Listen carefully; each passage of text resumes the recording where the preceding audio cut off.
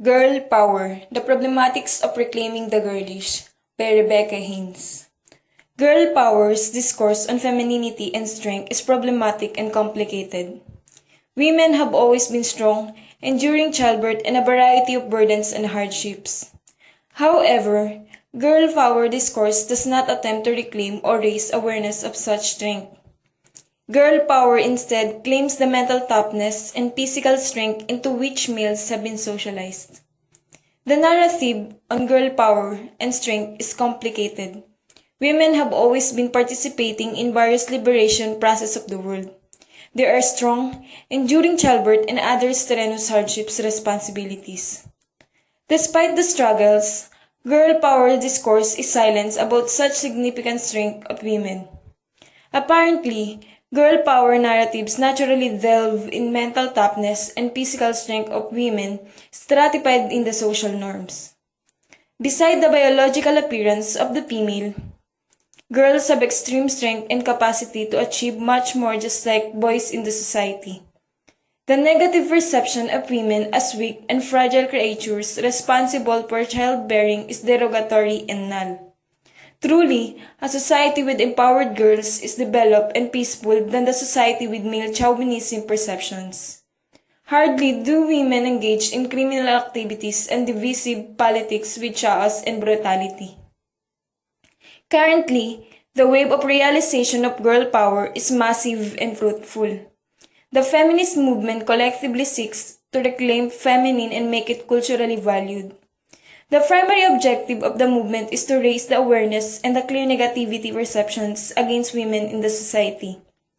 Girls have the potential to undertake and perform anything they choose at a personal level. Quite often, power refers to the mental and physical strength typically claimed by men. Notwithstanding, it also relates to the ability to influence others as well as the surrounding ecological niche through wisdom, intelligence, and agency.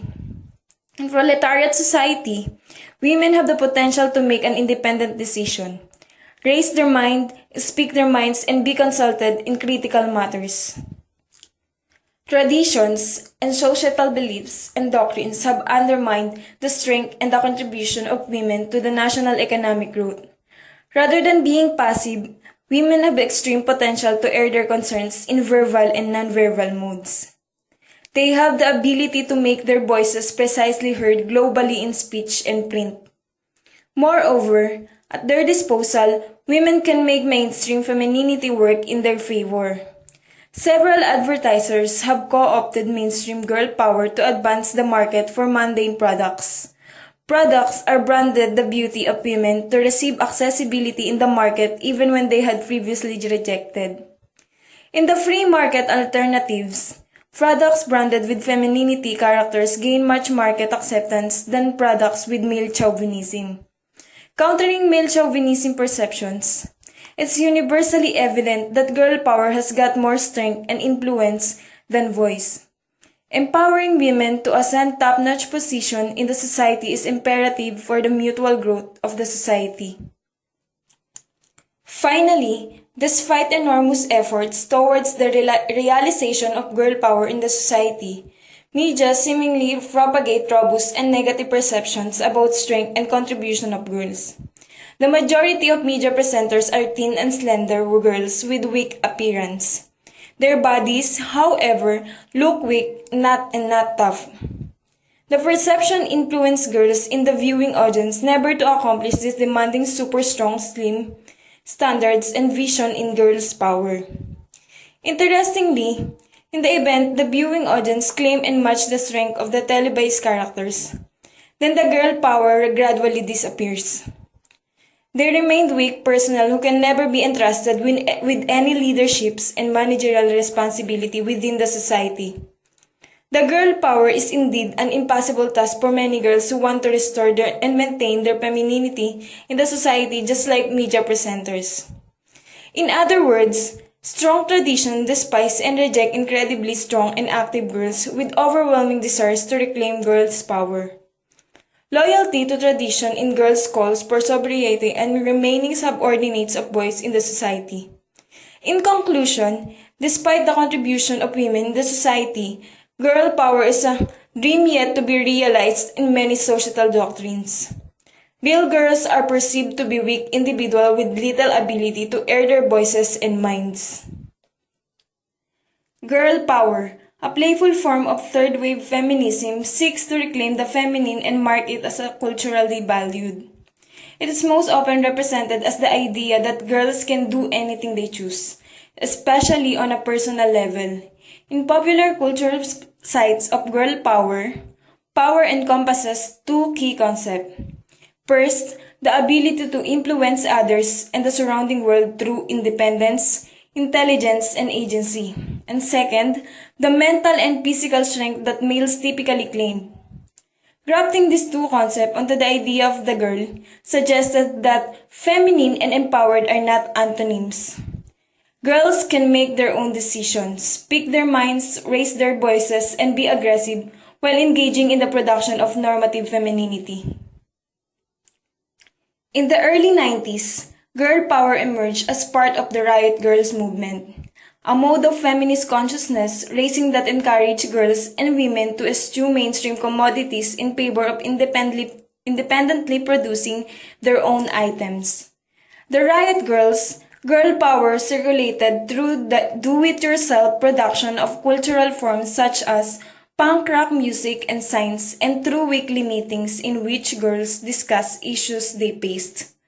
Riot Girls were aggressive and confrontational, and freely borrowed aspects of mainstream femininity to subvert them through strategic juxtaposition.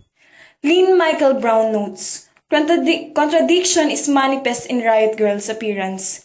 Baby doll dresses with lace Peter Pan collars worn with black boots, shaved heads, and cat's eyeglasses. Their activities generally stayed below mainstream society's radar. Girl power became a household term in the late 90s when the Spice Girls, a widely popular pop music group from England, claimed girl power as their slogan. The Spice Girls proclaimed the joys of strong-willed independence while engaging in elaborate performance of fun, sexy femininity, which they claim was not intended for the pleasure of men. The Spice Girls' girl power referred to physical and mental strength as well as freedom of expression and inner peace in standing up one's opinions and beliefs. They intended their actions as an affirmation of girlness and a 90s way of saying feminism. Millions of fans embraced the Spice Girls' combination of girl-positive lyrics and the range of playful, feminine, and yet strong personal embodied by the five sense. The term girl power, as popularized by the Spice Girls, denotes an ideological shift in femininity's conceptualization and its portrayal in mainstream culture. Rather than being passive, girls can actively speak out in verbal and non-verbal modes, as do girl power role models on televisions like Buffy the Vampire Slayer and the Powerpuff Girls. Girls can make their voice heard in speech and print, and they can make mainstream femininity work for them, instead of against them. However, the Spice Girls' form of girl power complexly intertwines with the active consumption of commodities so necessary to achieve a feminine appearance. The slender, curvaceous, yet toned physical adorned with stylish clothing and accessories, perfect hair and trendy makeup. This complicated, alternately, passive and regressive version of girl power has successfully permitted collectively consciousness and the activities and artifacts of popular culture. This may be in part because girl power promotes the active consumption of commodities already targeting girls and women, rendering it far less subversive than the Riot Girls' girl power. Advertisers have co-opted mainstream girl power to sell even the most mundane products. One deodorant brand recently changed its slogan from "Strong enough for a man, pH balance for a woman" to "Strong enough for a woman," while another deodorant's commercial features the tagline, "Strong and beautiful just like you." In each case, the juxtaposition of strength with women are beautiful reflects an important discourse surrounding girl power. Countering the idea that girls are weak and boys are strong, femininity and strength can coexist. Girl power's discourse on femininity and strength is problematic and complicated. Girl power instead claims the mental toughness and physical strength into which males have been socialized, abnegating the learned weakness, detailed by Colette Dowling, who points out that the idea of girls' innate frailty is a falsehood. From infancy, girls are taught to project a physical presence that speaks of latent vulnerability, which historically has permitted men to disempower and subordinate women, use their labor, influence their thoughts, and secure their cooperation mainly because of the power they have held over women's body.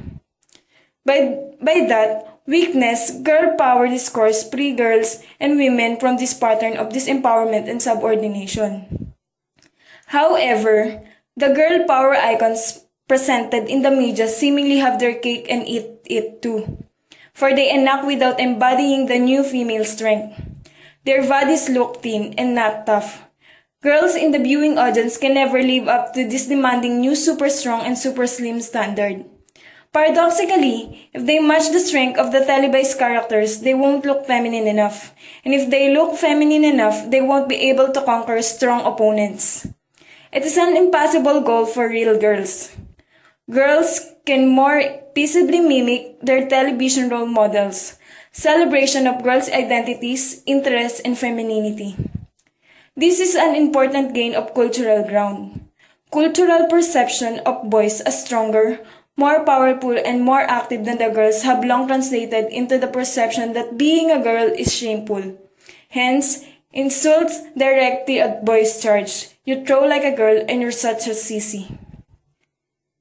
Recent studies have shown that despite the women's movement's gains, many boys and girls alike still view boyhood as preparable to girlhood. Girl power offers support for girls by suggesting that they are boys' equals, not their inferiors. Or if the sparkly pink t-shirt emblazoned with the slogan "Girls Rule, Boys Rule" hold truth even better than them. Girl power may reflect a cultural response to the crisis of female adolescence. Carol Gilligan's In a Different Voice suggested that the developmental psychologists had previously ignored adolescent girls' experience and moral development, writing only about boys. She found that the male perspective is more focused on justice and respecting individuals' rights, while the female perspective emphasizes responsibility or caring for others. Gilligan's attentions to girls leave in porn to Mary Piper's and Reviving Ophelia and Peggy Ornstein Schoolgirls, Young Women, Self-Esteem, and the Confidence Gap, published in association with the American Association of University Women, which identified a crisis that occurs when girls reach adolescence at approximately 11 years old. Their self-esteem plummets, academic achievement drops, and concerns with appearance increase. This finding received widespread attention, and the female crisis of adolescence has become part of the contemporary conception of girlhood. Viewed from this context, the logic of the late 90s pro-girl rhetoric is that if we start to value girls more and celebrate their culture, girls in turn will feel positive about themselves and will achieve higher self-esteem. However, the relationship between girl power's pro-girl rhetoric and its emphasis on the construction of the circumscribed feminine appearance must not be underestimated.